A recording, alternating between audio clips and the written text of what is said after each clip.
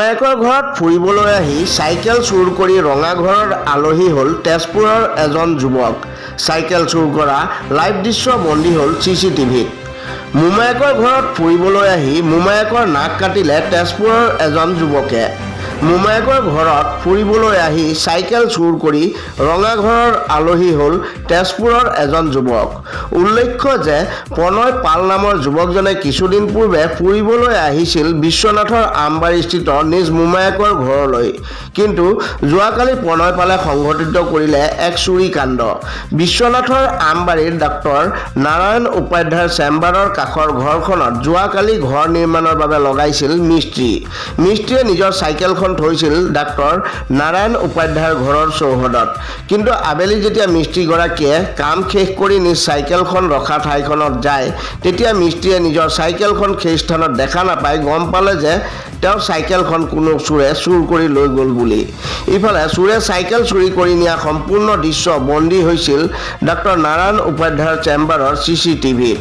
ফলত চাইকেল হেৰুৱা সন্দৰ্ভত মিস্ত্ৰীগৰাকীয়ে অৱগত কৰে বিশ্বনাথ চাৰিআলি সদৰ আৰক্ষী থানাত। ইফালে CCTVত চাইকেল চোৰজনৰ ভিডিঅ' সম্পূৰ্ণ স্পষ্টকৈ ধৰিব নোৱাৰাৰ বাবে আৰক্ষীয়ে চোৰজনক ধৰিবলৈ চেষ্টা অব্যাহত ৰখা সময়তে আজি হঠাৎ চুৰ হোৱা চাইকেলখন উদ্ধাৰ হ'ল এজন মানুহৰ হাতত। আজি দুপৰীয়া চিকিৎসক নাৰায়ণ উপাধ্যায়ৰ ঘৰত কাম কৰিবলৈ অহা এজন শ্ৰমিকে পোহৰলৈ আনিলে চাইকেল চুৰ কৰা যুৱকজনৰ কথা। দৰাচলতে চিকিৎসক নাৰায়ণ উপাধ্যায়ৰ ঘৰত কাম কৰিবলৈ অহা লোকজনে চিকিৎসক নাৰায়ণ উপাধ্যায়ে কথাৰ প্ৰসংগত ক'লে যে যোৱাকালি আমাৰ ইয়াৰ পৰা এখন চাইকেল চুৰি হৈছে। তাৰ পিছতে কাম কৰা লোকজনে ক'লে, ছাৰ ময়ো যোৱাকালি এখন চাইকেল ক্ৰয় কৰিছোঁ। এজন যুৱকে নিজৰ চাইকেলখনত 700 টকাত মোক বিক্ৰী কৰিবলৈ আহিছিল, কিন্তু মোৰ হাতত ইমান টকা নথকাৰ বাবে যুৱকজনক মই 350 টকা দি চাইকেলখন ৰাখি থলোঁ আৰু যুৱকজনে বাকী 350 টকা আজি মোৰ পৰা নিবলৈ আহিব বুলি কৈছে।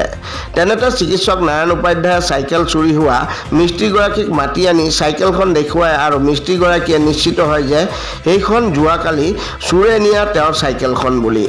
লগে লগে চিকিৎসক নাৰায়ণ উপাধ্যায়ে বিশ্বনাথ চাৰিআলি আৰক্ষীক খবৰ দিয়াত আৰক্ষী উপস্থিত হৈ চাইকেল বিক্ৰী কৰা যুৱকজনক ধূলিৰ পৰা আটক কৰি আনে।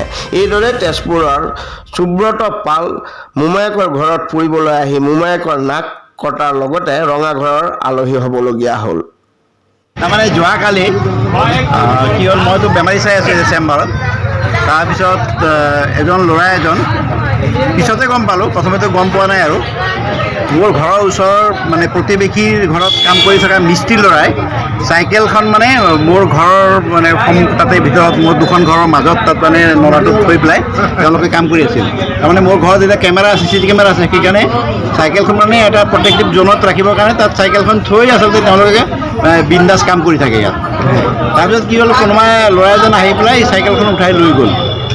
লৈ যোৱাৰ পিছত চাইকেল যেতিয়া মিস্ত্ৰী ল'ৰা যেতিয়া কাম কৰি শেষ কৰি যেতিয়া চাইকেলখন ল'বলৈ আহিল, চাইকেল বিচাৰি নাপালে, নোপোৱাত হুলস্থুল হ'ল। তাৰপিছত মানে আমাৰ ঘৰৰ যিটো CC কেমেৰা সেইটোত চোৱা হ'ল যে কোন বাৰু, সেইটো ধৰা পৰি গ'ল।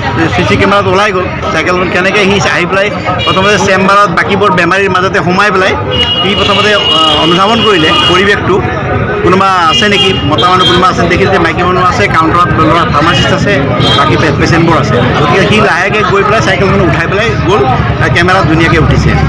তাৰপিছত মানে ইটো সিটো কৰোঁতে আজি কি হ'ল, কি মোৰ ঘৰত এজন ল'ৰাই কাম কৰিবলৈ আহিছে হাজিৰা হিচাপে। তাৰপিছত তেওঁক যেতিয়া এই ঘটনাটো কোৱা হ'ল, তাৰপিছত তেওঁ সেই ল'ৰাজনে ষ্টেটমেণ্ট দিলে যে যোৱাকালি এজন ল'ৰা মাতা হাৰ্ডৱেৰত সি কাম কৰি থকা অৱস্থাত, সি হাজিৰা কাম কৰে, কোনোবাই চাইকেল কিনিব নেকি এই বুলি সুধিবলৈ গৈছিল তাৰ ওচৰলৈ। তেতিয়া সি ক'লে যে দাম কিমান, তেতিয়া ক'লে যে 700 টকা দাম। সি ক'লে যে মোৰ লগত 350 টকা আছে, ইমান বেছি পইচা নাই। তেওঁ ক'লে 350টো মোক দি দিয়া, তুমি কাইলৈ মোক 350টো দি দিবা, সেই বুলি চাইকেলখন দি দিলে তাক। তেতিয়া এই হাজিৰা কৰা ল'ৰাটোৱে চাইকেলখন লৈ ঘৰলৈ গুচি গ'ল। আজি সেই ষ্টেটমেণ্টটো দিলে। তেতিয়া মিস্ত্ৰীক যেতিয়া কোৱা হ'ল যে এনেকৈ চাইকেল এখন পোৱা গৈছে, এই ল'ৰাটোৱে কিনিছে, তেতিয়া এই ল'ৰাজনক হাজিৰা কৰি থকা ল'ৰাজনক আজি লৈ গৈ পেলাই ধূলিলৈ গৈ চাইকেলখন লোকেট কৰাত দেখিলে যে হয় চাইকেলখন এইখনেই হয়। তেতিয়া সেইখন চাইকেলখন লৈ আহিলে আৰু মই থানাত খবৰ কৰিছিলোঁ, যোৱাকালিও ফোন কৰিছিলোঁ আৰু আজিও ওচি চাহাবক ফোন কৰিলোঁ যেনেকুৱা এনেকুৱা ঘটনা এটা হৈ আছে, গতিকে মানে থানাৰ পৰা কোনোবা হয়তো আহি পঠাব পাৰে আপুনি। এনেকৈ তেখেতে পঠালে, পুলিচ আহিল অৱশ্যে, আহি পেলাই সেই ল'ৰাটোক মানে কৰায়ত্ব কৰিলে। এতিয়া তেওঁ ধূলিৰ পৰা কৰায়ত্ব কৰি আনিছে নে ইয়াত? ধূলিৰ পৰা নহয়, ইয়াতে ধৰিলে, আমবাৰীতে ইয়াতে ধৰিছে, ইয়াতে ঘূৰি ফুৰিছিলে। ধৰিছে হয়। তাৰপিছত তাৰমানে তেওঁ আজি পইচা পোৱাৰ কথা আছিলে, গতিকে সেইটো আশাত তেওঁ বোধহয় পইচা ল'বৰ কাৰণে আহিছিল, সেইকাৰণে ধৰা পৰিলে আৰু এতিয়া পুলিচৰ গাড়ীত তেওঁ আৰামত বহি আছে। বোধহয় থানাৰ আলহী হ'ব সেইটোৱে।